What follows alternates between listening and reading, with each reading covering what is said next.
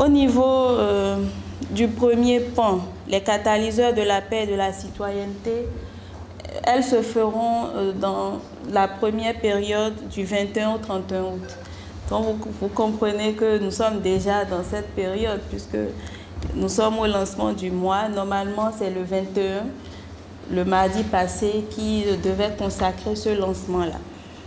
Et donc, par rapport à ça, nous avons défini 3 problématiques, c'est-à-dire la problématique des femmes par rapport à la paix, la problématique de l'environnement entrepreneurial et la problématique de la situation sociopolitique. Là, il y a une erreur sur le diapo. Et donc, par rapport à la problématique de la paix, de la femme et de la paix, nous disons que nous ferons des causeries, débats. Justement, nous y sommes. Il y aura des groupes d'échange. Dans l'environnement entrepreneurial, nous allons demander à certains qui ont l'envie, par exemple, de présenter des projets de développement dans le sens de l'entrepreneuriat, de les faire éclore dans des groupes que nous ouvrons pour pouvoir faire l'étude de ces projets-là. Et comme la PICEDI le disait tantôt, il y a des programmes d'encouragement, des meilleurs projets d'incubateurs à la paix. Et par rapport à la problématique de la situation sociopolitique, nous envisageons faire des lobbying, nous envisageons faire des plaidoyers en faveur des acteurs politiques ou des acteurs sociaux pour essayer de réduire un tant soit peu les inégalités, puisque le thème du mois de la paix, c'est les inégalités sociales. Alors, quand nous quittons la première période, la deuxième période qui part du 1er septembre au 10 septembre, nous rentrons dans les actions citoyennes. Les actions citoyennes, c'est ce que nous pouvons faire en direction des différents acteurs pour pouvoir enraciner la paix, pour pouvoir faire naître les comportements de paix. Et donc, société humaine, c'est les individus en général. Et à ce niveau-là, nous envisageons l'éducation sur le vivre ensemble. Sur la citoyenneté,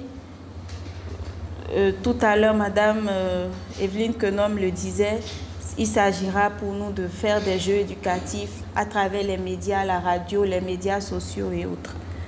Sur la tolérance, déjà pour ceux qui ont eu l'opportunité de découvrir le mouvement Women of Peace depuis plusieurs mois, quand il s'agit du mois de la paix ou quand il s'agit de la campagne Women of Peace, nous faisons des campagnes à travers des messages, à travers des posts que nous publions sur les réseaux, que nous publions parfois sur les ondes radiophoniques pour pouvoir susciter dans le cœur des individus, dans le cœur des Béninois et des Africains, la culture effective de la paix.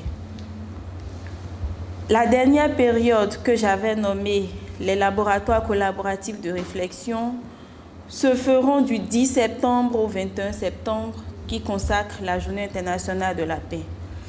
Et donc à ce niveau, il y a 3 focus. Le focus Women of Peace qui constitue déjà un groupe de travail.